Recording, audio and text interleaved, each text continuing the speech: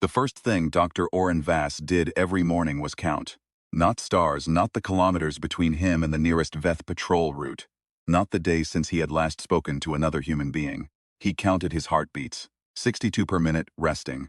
He had tracked the number for 3 years across 4 planets and 9 different hideouts. And 62 was the number that meant he was still himself. Still the man who had studied xenobiology at the Aldrin Institute, who had once published 17 papers on interspecies cellular adaptation, who had laughed at his own jokes, who had loved a woman named Sella with a steadiness he could not explain and had never tried to. 62 was the number that kept something else from waking up. He sat on the edge of his cot in the lower quarters of a Theresi ore processing facility on the moon Durasif, listening to the rhythmic grind of the sorting machinery above him and counting. The facility was owned by a Theresi cooperative. He had arrived 8 months ago carrying forged work papers and a name he had chosen because it was unpronounceable to Veth sensor systems. He had told the shift manager he was from one of the outer settlements, which was true, and that he needed quiet work away from crowds, which was also true, and that he had no family to speak of, which was the truest thing he had said in years. He worked the secondary filtration station. He shoveled. He calibrated. He smiled when smiled at, and spoke only when spoken to, and in the evenings he retreated to his quarters and worked on the problem that had consumed the last 4 years of his life. The problem was himself. More precisely, it was what the Kessin Collective's lead researcher, a 3-eyed scholar named Vreth Olau, had done to him during a 6-hour procedure. That Olau had called an augmentation and that Oren had later understood was something closer to an infection. A deliberate, precisely engineered infection. Olau had threaded a modified gamma cell cascade through Oren's neurological substrate, using the same sequencing technology that the Collective had developed during their long war with the Moor. A war the Collective had won not through superior numbers or strategy, but through the systematic creation of biological weapons. Soldiers who became weapons. Weapons that could not be disarmed. Olu had told Oren it was voluntary. He had signed 17 documents confirming this.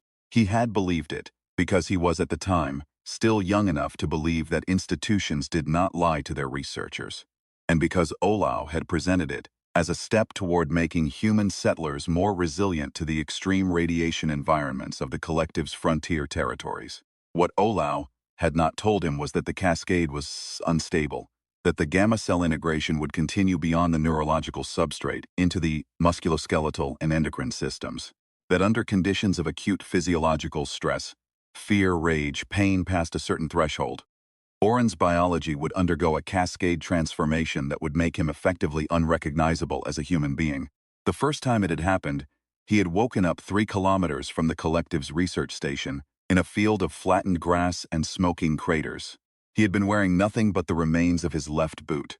There was a stillness in his body like the stillness after a long fever breaks. He had counted his heartbeat. It had taken him a long time to get back to 62. The Collective had not called it a failure. They had called it a breakthrough. They had sent 4 security units to collect him before he reached the station perimeter. He had been running ever since.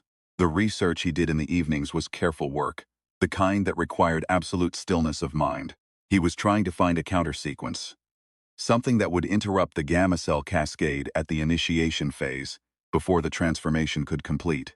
He had made progress. He had come within what he estimated was 6 to 8 months of a viable solution, provided he could access a synthesis lab with the right equipment, and provided the Collective's intelligence arm did not find him first. Both provisions were, on any given day, uncertain. On the morning of the 309th day on Durasif, Oren was calibrating a secondary conduit on the filtration line when he noticed that his right hand was bleeding. A minor cut, barely worth attention, but when he reached for the waste seal to dispose of the contaminated glove, he found the seal was cracked. A thin line of his blood had run along the conduit housing and into the processed ore stream. He stood very still. Then he found the shift manager, told him he needed an emergency sanitation pass, and spent the next 40 minutes attempting to trace and isolate the contamination. He could not fully trace it. The ore stream had already divided into 12 subsidiary flows feeding into the facility's external distribution network. That evening, Oren broke the lease on his quarters, packed his research into a case the size of a hard-sided lunch pail, and walked out of the facility without looking back.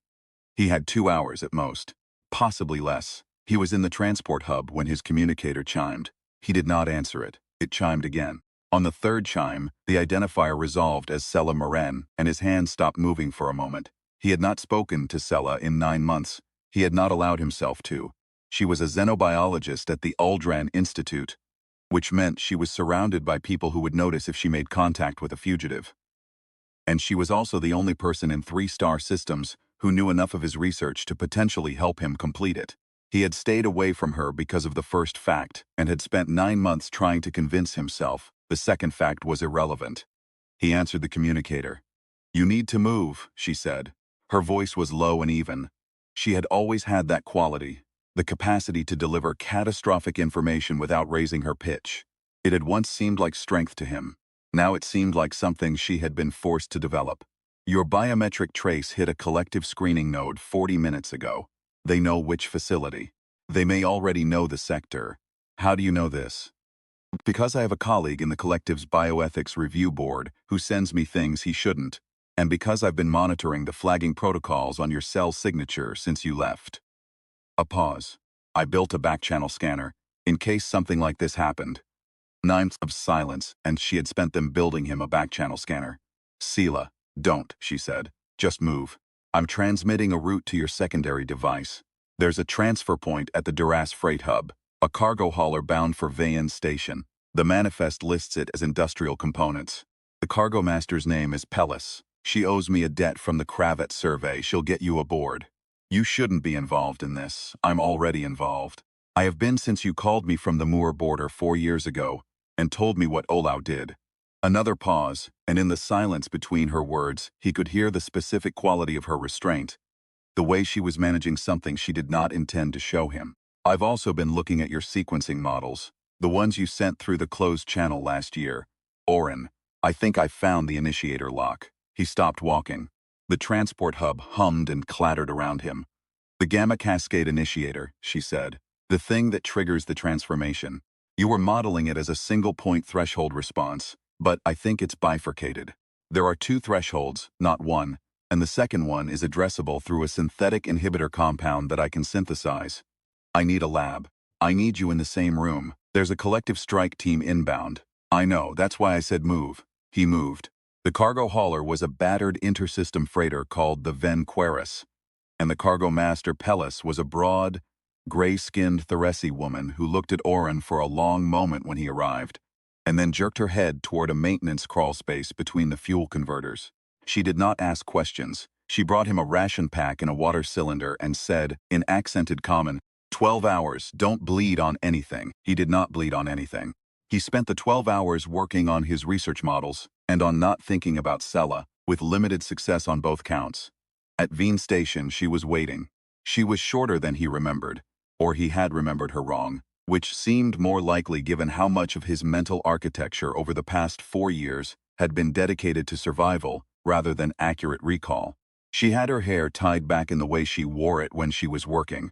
She was carrying a scanner and a hard-sided case, and she looked at him the way someone looks at a structural support they have been uncertain about for a long time, and are relieved to find still standing. "You look terrible," she said. "You look." He stopped. He had intended something neutral. What came out was, "Good. You look good." She made a small sound that might have been a laugh, and might have been something else, and then she turned and led him through the station. They had 12 hours before the Venquaris filed its next manifest, which would register Oren's biometric passage through the cargo hatch and feed it to the collective's network. 12 hours to use Sela's access to the station's xenobiology research annex. Provisional access, 6 hours at a time, renewed at her colleague's discretion, and to test whether the bifurcated threshold model was correct. The research annex was small, and smelled of ozone and recycled atmosphere, and the particular chemical note of synthesis compounds that Oren had not encountered in years. He stood in the doorway for a moment and felt something strange happen in his chest, something that had nothing to do with the gamma crascad. A specific old grief for the person he had been when labs smelled like home. "I know," Sela said without looking at him. She was already at the synthesis station. "Sit down, talk me through your current model." He sat down. He talked her through it. What followed was 6 hours of the most concentrated work he had done in 4 years. Not because the problem was different than it had been. He had been living inside it long enough to know its geometry, the way he knew the layout of a room he had memorized in the dark. But because having another mind alongside his changed the shape of it, Sela asked questions that came from a slightly different angle than the ones he had been asking himself. And twice those questions revealed a load-bearing assumption in his model that he had not known was there. The bifurcated threshold was real. She was right. And the second threshold, the one that completed the cascade and initiated the transformation, was in principle suppressible. Not permanently, she said. She was looking at the synthesis display with a focused, slightly distant expression she got when she was running multiple models in parallel. The inhibitor would need to be maintained, dosing on a regular schedule, but it would give you control. It would mean the transformation only happens if you want it to. I don't want it, she looked at him then. I know, she said, but Oren, it has kept you alive. Whatever it is, whatever Olau made, it has kept you alive for 4 years while the collective has been trying to kill you. That's not nothing. He did not answer.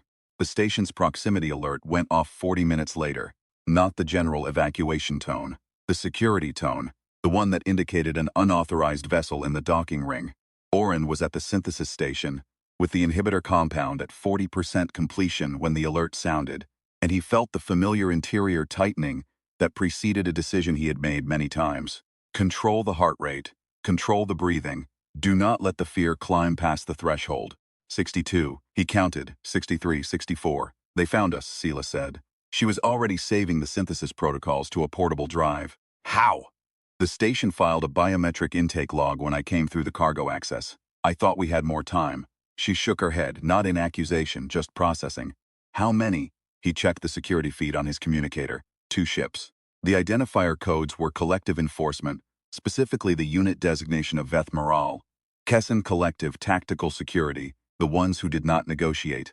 6 operatives per vessel minimum. 12, he said, possibly more. Sela finished saving the protocols. She looked at him steadily. The compound is 40%. If I don't finish it, we're back where we started. I know. How much time can you buy me, Sela? How much time, she said again, and her voice had that quality, the levelness that meant she had already done the calculation and was not going to pretend otherwise. He picked up his case. He looked at her for a moment, at the way the annex lighting caught the side of her face, at the steadiness in her, at the specific courage of a person who is afraid and is doing the thing anyway. 20 minutes, he said, maybe more. 20 is enough. He went out into the corridor. The first Veth operative he encountered was moving fast and alone. Point scout ahead of the main team, which told Oren the unit had not yet confirmed his location but had a general sector fix. He let the operative see him. He turned and ran. He ran because running was what he could control. Because the alternative, standing still and letting whatever lived inside him out, was not something he chose to do when he could choose otherwise. He had spent 4 years making that choice over and over, and the choosing was the thing that kept him himself. He had read in a text on behavioral adaptation he'd found in a salvage library on the outer settlements that the line between human and animal was not intelligence or language or tool use. It was the capacity to choose restraint, the capacity to say, I could and I won't. He chose restraint until he couldn't. The main team caught him in the station's lower maintenance ring, which was a warren of conduit housing and pressure junctions, and very little room to maneuver. There were 9 of them, not 12. The other 3 must have taken a second entry point, probably toward the research annex, which meant Sela's time was shorter than he'd estimated. 9 Veth operatives in full tactical gear, carrying suppression weapons designed specifically for biological containment, which meant they knew exactly what he was.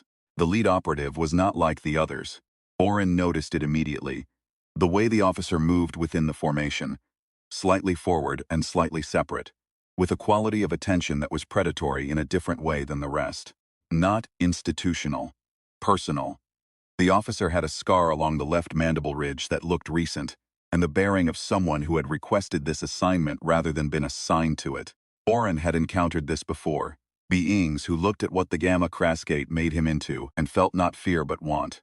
Who saw the scale and the force and the capacity for destruction and thought, I want that, give me that. The lead operative said, in collective common, Dr. Vass, this is the end of a very long search. You should know that the director is prepared to offer you a return to full research status in exchange for cooperative assessment. The director offered me the same thing 3 years ago, Oren said, through a different unit commander. before the transformation broke most of their equipment. I know. I read the report. A pause. All of it. The footage they salvaged. And you're still here. I volunteered, the officer said simply. There it was, the hunger that was not fear. Oren had learned to recognize it and to understand it and to feel a kind of sorrow for it. Because what the officer was seeing was not what was actually there. What the officer was seeing was power, unconstrained and enormous, and the desire to possess it. What was actually there was a man who counted his heartbeats every morning because the alternative was losing himself entirely. You shouldn't have volunteered, Oren said. He let the threshold go. He did not experience the transformation consciously. He never did. There was the moment before it. The controlled breathing, the deliberate release of the suppression he maintained every waking hour. And then there was the moment after, when he was on his knees on the deck with the maintenance ring around him, in a state of significant structural disarray, and 9 Veth operatives either unconscious or retreated to the far end of the corridor. His hands were the size of cargo containers. The lighting rig above him had been demolished. Several conduit housings were bent at angles their designers had not intended. He was breathing very hard.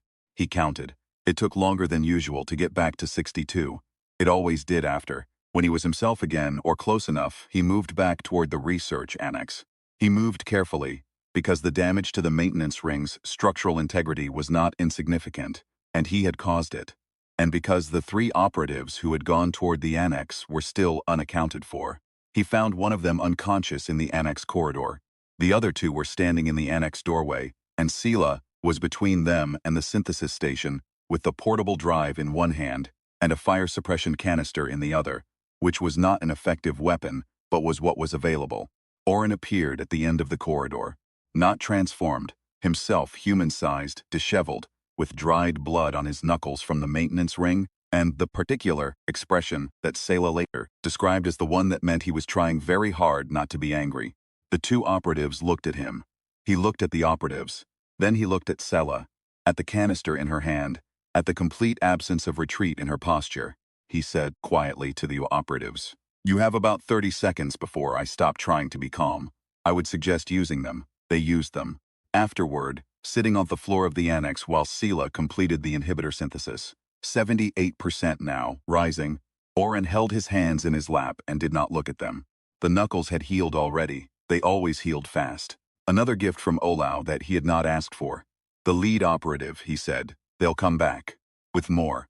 I know. Sela was not looking up from the synthesis station. Her voice was level. Are you hurt? No. That's what I thought.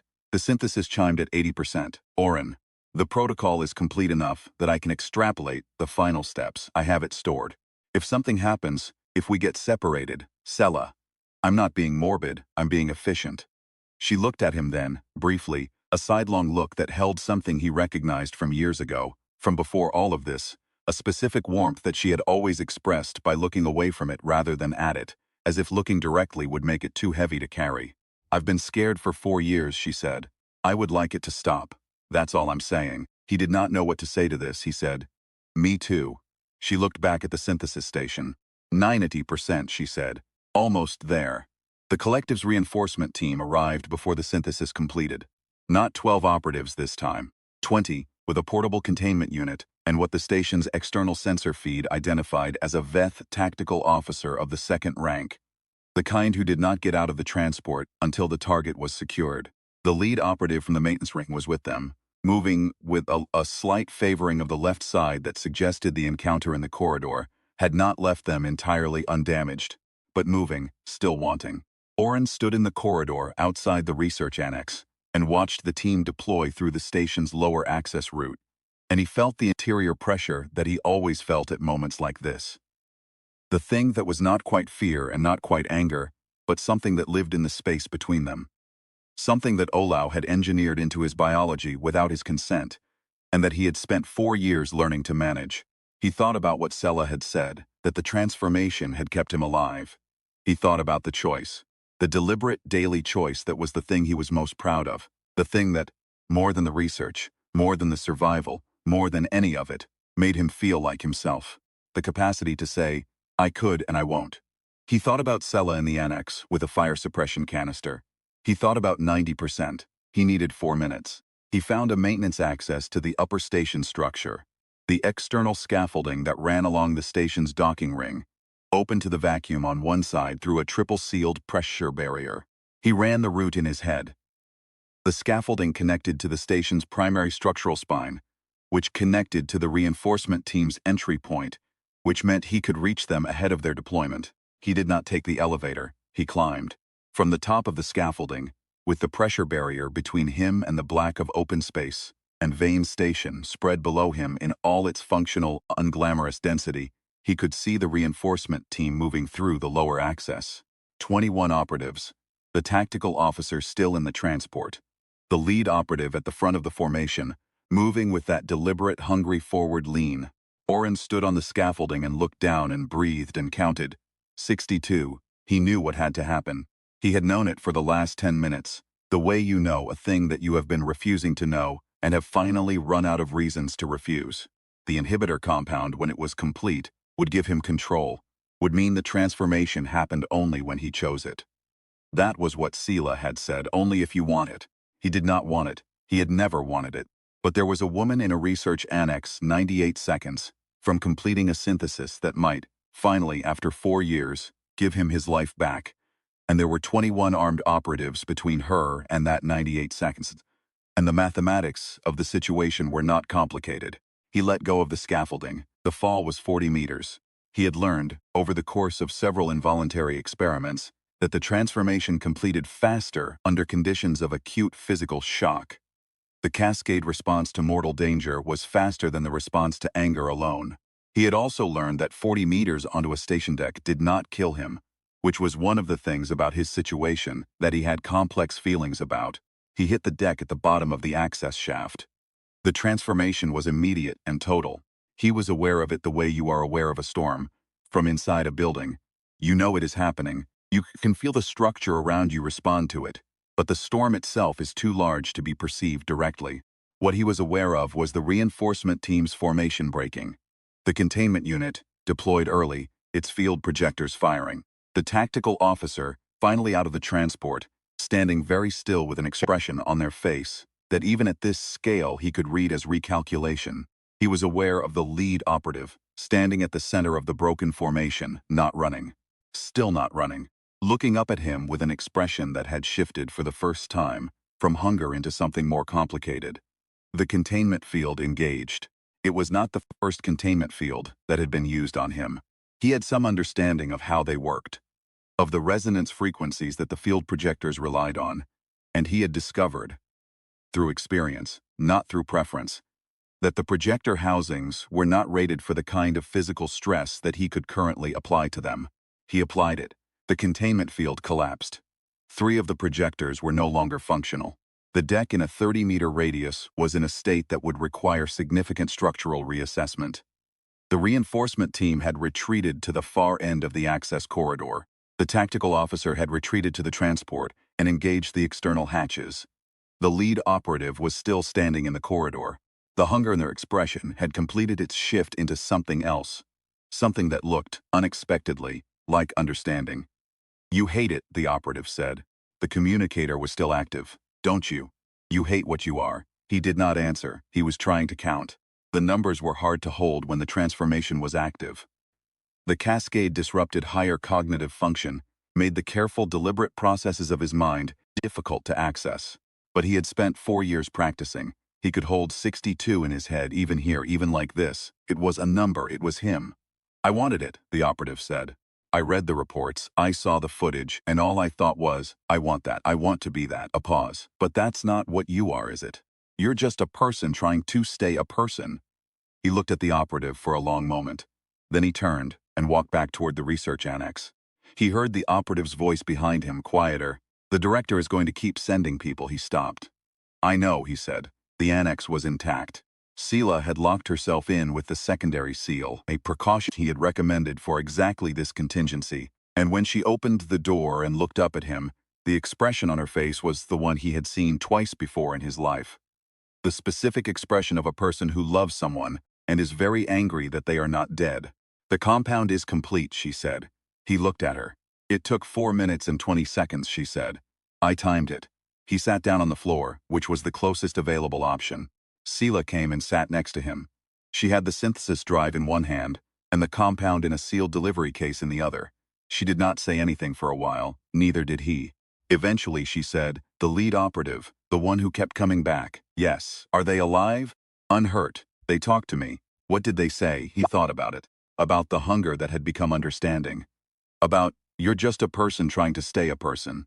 They said the director would keep sending people. Sela was quiet for a moment. "They will. I know. So we finish this," she said. It was not a question. "The inhibitor compound, this is version 1. We need to refine the dosing protocol, verify the bifurcated threshold model, under controlled conditions, and eventually figure out whether we can make the cascade reversible rather than just suppressible." She looked at him. "That's months of work, probably more. We need a lab, we need to stay mobile, and we need to not get caught. That's been the plan for 4 years." "Yes," she said. "But this time I have the protocol." She held up the drive. "And this time we're doing it together." He considered this. He thought about the 9 months of science he had maintained, all the careful architecture of keeping her at distance, and how she had spent those 9 months building a scanner to watch for his biometric flag in case something happened. "You should be angry," he said, "for what I put you through, the silence, the distance." "I am angry," she said. "I've been angry for years. It's not the primary thing right now." "What's the primary thing?" She looked at the synthesis drive, then at the delivery case, then at him. "Getting this into you," she said. "Seeing what 62 looks like when you're not fighting for it every single second." He did not answer. He could not, precisely. But he held out his arm. The delivery system was a standard biosynthetic injector. The compound would integrate with the gamma cell cascade over approximately 6 hours, establishing what Sela called the suppression bridge between the first and second thresholds. After that, the transformation would still be possible, would always be possible. Olau had done something that could not be entirely undone, but it would be a door that Orin held the key to, rather than a door that opened without his knowledge or consent whenever the world became too frightening or too loud. He felt the injector release. He felt, a moment later, nothing, which was expected. The integration took time.